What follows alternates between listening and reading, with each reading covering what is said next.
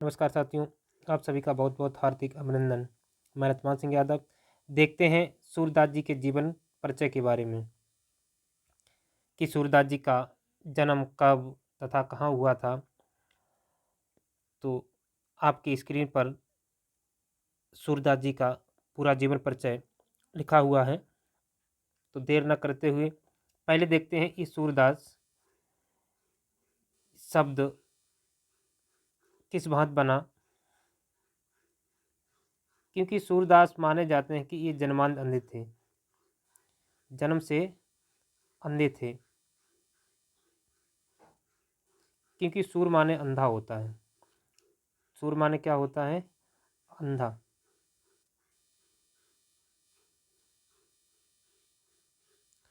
तो जिस जन्म से अंधे हैं इसीलिए सूर कहा। और दास माने होता है सेवक। दास माने होता है सेवक। तो सूरदास जी जन्म से अंधे होने के कारण इनका नाम सूरदास जी पड़ा। तो देखते हैं इनके जीवन परिचय के बारे में। सगुण भक्त शाखा में कृष्ण भक्त धारा के प्रतिनिधि कवि सूरदास जी का जन्म 1478 ईस्वी में। ये हिंदी में संख्याएं लिखी हैं। तो कब हुआ था? 1478 ईस्वी में। 1478 ईस्वी में सूरदास जी का जन्म हुआ। दिल्ली के निकट सिही नामक ग्राम में।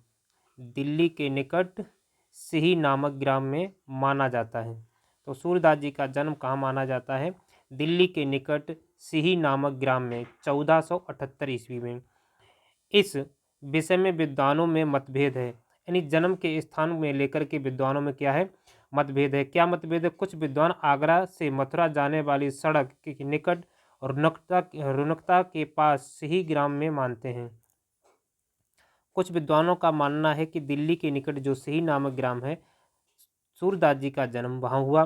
कुछ विद्वान मानते हैं कि जो आगरा से मथुरा जाने वाली जो सड़क है उसके निकट, उसके पास में एक ग्राम है जिसका नाम है रुनकता। तो रुनकता के पास सिही ग्राम में माना जाता है। तो क्योंकि सिही ग्राम एक दिल्ली के निकट ग्राम है, यहाँ माना जाता है। दूसरे जो रुनकता के पास सिही नामक स्थान है ग्राम, वहाँ माना जाता है। तो इस मतभेद है विद्वानों के कि किस स्थान पर जन्म हुआ। ये सारस्वत ब्राह्मण थे। इनके जन्मांध होने के संबंध में विद्वानों में मतभेद है। ये जन्म से अंधे थे या नहीं भी थे, इसके बारे में भी विद्वानों में मतभेद है। इनके वर्णक विषय की सजीवता और हृदयग्राही चित्र रूप बताते हैं कि ये जन्मांध नहीं थे, क्योंकि जितनी सजीवता इन्होंने दिखाई है, हृदयग्राही के अंतर्दृष्टि से ऐसा माना जाता है कि ये जन्मांध नहीं थे, अर्थात जन्म से अंधे नहीं थे। श्री कृष्ण की बाल लीला, गोपी विरह तथा गोपी उद्धव प्रसंग का जो रूप प्राप्त होता है वह किसी अंधे के लिए असंभव प्रतीत होता है। जिस प्रकार से सूरदास जी ने श्री कृष्ण और गोपी संवाद लिखा है, बाल लीला भगवान श्री कृष्ण की लिखी है, गोप लीला लिखी है, गोपी विरह लिखा है, ये सारे देखते हुए लगता है कि ऐसा कोई भी जन्मांध व्यक्ति कदापि नहीं लिख सकता, ही असंभव है। अर्थात तो सूरदास जी जन्मांध नहीं थे। इस प्रकार से विद्वानों का मानना है कि जिस प्रकार से भगवान श्री कृष्ण की जितनी भी बाल लीलाएं हैं, गोपी विरह है, गोपी उद्धव प्रसंग है कि जब भगवान उद्धव जी को भेजते हैं मथुरा से, और भगवान कन्हैया के बारे में आकर के वो गोपिकाएं सब उद्धव जी से बताती हैं, तो उद्धव जी उन्हें समझाने की प्रयास करते हैं। ये सारे प्रकार से जो उन्होंने सूरदास जी ने लिखा, ऐसा जन्मांध है, जन्म से अंधा होने वाला व्यक्ति कदापि लिख ही नहीं सकता है। सूरदास बचपन से ही शांत एवं वैरागी प्रकृति थे। ये गऊ घाट पर विनय के पद गाया करते थे। सूरदास जी गऊ घाट पर, कहाँ पर विनय के पद गाया करते थे? कि गऊ घाट पर। यह एक, यहाँ इनकी एक बार भेंट बल्लभाचार्य जी से हुई। कहाँ? गऊ घाट में इनकी भेंट बल्लभाचार्य से हुई। इनकी भावना से प्रसन्न होकर स्वामी बल्लभाचार्य ने इन्हें शिष्य रूप में स्वीकार किया। इन्हें श्री कृष्ण लीला का भजन करने को कहा। ये गोवर्धन पर्वत पर बने श्रीनाथ जी मंदिर के पुजारी हो गए और तन्मय होकर श्री कृष्ण की लीलाओं का गुणगान करने लगे। जब बल्लभाचार्य के संपर्क में पहुंच गए तो बल्लभाचार्य ने इन्हें अपना शिष्य बना लिया। तो अब सूरदास जी के गुरु कौन है? बल्लभाचार्य। प्रश्न पूछेगा कि सूरदास जी के गुरु, ठीक है, सूरदास जी के गुरु कौन है? तो वल्लभाचार्य। ठीक है, सूरदास जी के गुरु कौन हो गए? वल्लभाचार्य। प्रश्न याद रखना है खूब अच्छी तरीके से।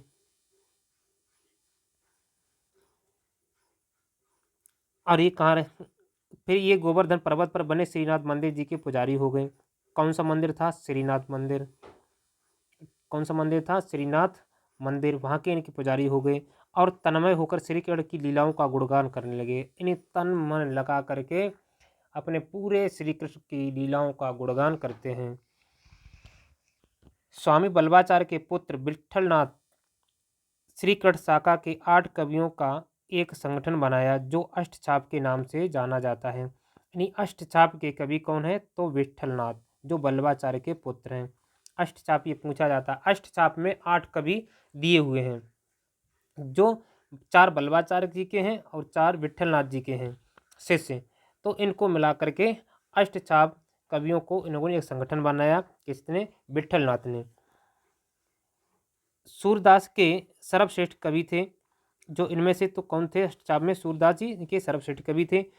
इनकी मृत्यु परसौली ग्राम में 1583 ईस्वी को हुई।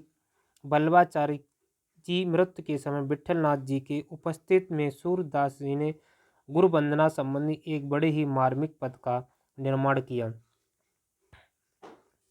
सूरदास जी ने उस समय जब विट्ठलनाथ जी की उपस्थित में सूरदास जी ने अपने गुरु जी की जो महत्ता का वर्णन किया है, गुरु वंदना का वर्णन किया है और लिखा है बल्लभाचार्य की मृत्यु हुई तो उनकी अनुपस्थिति में अपने विट्ठलनाथ जी की उपस्थिति में सूरदास जी ने गुरु वंदना गाई। क्या गाई?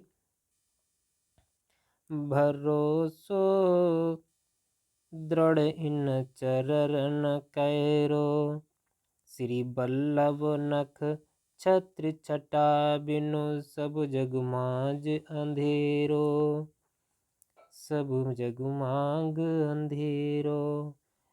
भरोसो दृढ़ इन चरण केरो, मुझे तो भरोसो केवल गुरु के चरणों का ही था, सहारा मुझे गुरु के चरणों का ही था। तो उन्होंने वंदना कही कि भरोसो दृढ़ इन चरण कैरो, भरोसो दृढ़ चरण कैरो।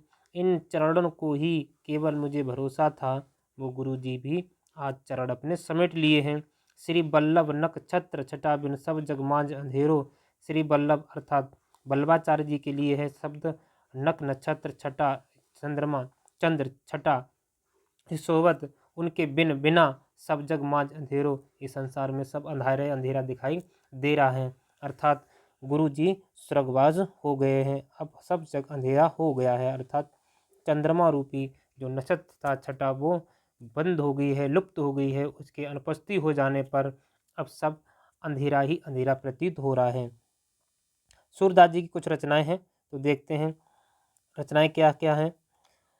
सूरदास जी के ग्रंथों में सूरसागर, सूरसारावली और साहित्य लहरी ही हमें प्राप्त हैं। कहा जाता है कि सूरसागर कवि का सबसे प्रसिद्ध ग्रंथ है। इसमें कृष्ण की बाल लीला, गोपी प्रेम, मथुरा गमन, गोपी विरह, उद्धव गोपी संवाद आदि वर्णन है। सूरसारावली सूरसागर का संक्षिप्त संस्करण है और साहित्य लहरी में दृष्टकूट पद हैं। भाषा शैली क्या है सूरदास जी की? सूरदास जी ने अपनी रचनाओं में श्री कृष्ण की विविध लीलाओं का वर्णन ब्रजभाषा में किया है। इनकी कविता में भाव पक्ष और कला पक्ष दोनों समान रूप से प्रभावपूर्ण हैं। सूर के सभी पद गे हैं। गे मतलब जो गाए जा सकते हैं। सूरदास जी ने जो पद लिखे हैं वो कैसे हैं? गे अर्थात जिन्हें गाया जा सकता है, अतः उसमें माधुर गुण की प्रधानता है और सब में मधुरता की प्रधानता है। इनकी रचनाओं में व्यक्त सूक्ष्म दृष्टि के प्रभाव का अनुमान इसी बात से लगाया जा सकता है कि आलोचक अब इनके अंधा होने में भी संदेह करने लगे हैं कि जिस प्रकार से इन्होंने इतने मधुर भाव से ये गीत जो पद गाए हैं, पदों को लिखा है, इस प्रकार से इतना सूक्ष्म दृष्टि कोई और नहीं दे सकता है। इसीलिए सब विद्वानों में मतभेद हो गया कि सूरदास जी अंधे थे या नहीं थे। इस बारे में विद्वान को स्पष्ट नहीं हो पा रहा है। सूरदास ने सरल एवं प्रभावपूर्ण शैली का प्रयोग किया। इनका काव्य मुक्तक शैली पर आधारित है। कथा वर्णन में वर्णनात्मक शैली का प्रयोग हुआ है। दृष्टिकूट पदों में कुछ क्लिष्टता का समावेश अवश्य हो गया है। सूरदास जी ने कितने सरल और स्वभाव शैली का प्रयोग किया है और इनका जो काव्य है वो मुक्तक शैली पर आधारित है। इस प्रकार से सूरदास जी का ये जीवन परिचय पूरा हुआ। अगर आपको सूरदास जी के जीवन परिचय को समझ में आया हो, उनकी कृतियाँ रचना समझ में आई हो, पुनः देख सकते हैं कि रचनाएं उनकी आपको जरूर याद हो जानी चाहिए, पूछी जा सकती हैं आपसे।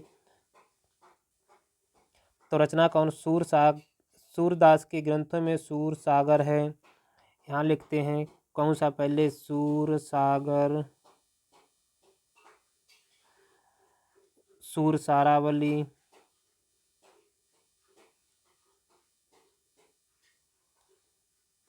सूर सारावली। उसके बाद है साहित्य लहरी,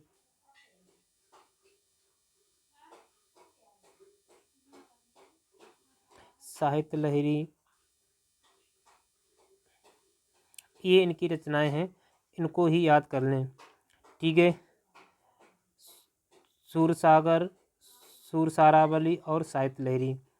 ठीक है, किसमें क्या दिया ये आपसे नहीं पूछा जाएगा, क्योंकि इसी हाई स्कूल में इतना नहीं कुछ पूछा जाता है। केवल आपसे जीवन परिचय पूछ किया, रचनाएं पूछ ली जाएंगी कि सूरदास जी की कौन कौन सी रचनाएं हैं। ठीक है, आगे ज़्यादा कुछ नहीं पूछा जा सकता है, फिर भी आप इसे एक दर्ज सबको देख लीजिए। इसी के साथ अब आपको हम सूरदास जी के पद अगले वीडियो में देंगे। ये पद सूरदास जी ने लिखे हैं, कितने बढ़िया पद हैं उनके, सभी गेय पद हैं। तो हम सबको गा गा करके इनको अच्छी तरीके से आपको समझाने का प्रयास करेंगे, आपके मनोभावों को खरा उतरने का प्रयास करेंगे। आपको अगर ज़रा भी समझ में आए, कुछ भी आपको इससे फ़ायदा मिले, तो हमें कमेंट बॉक्स में ज़रूर कमेंट करें और अपने भावों को भी ज़रूर प्रदर्शित करें, हमें बताएं, जिससे हम जो आप अपनी इच्छा चाहते हैं उस हिसाब से हम आपको वीडियो बना करके दे सकें। जो आप प्रसंग चाहते हैं, जो आप गद्य पद्य में जो भी कुछ चीज़ें आप सुनना चाहते हैं, पढ़ना चाहते हैं, सीखना चाहते हैं, उसके बारे में भी कमेंट करें, तो हम आपके भावों को समझते हुए उसी प्रकार से आपको उन चीज़ों को कलेक्ट करवा सकें। इसी के साथ जय हिंद, जय भारत।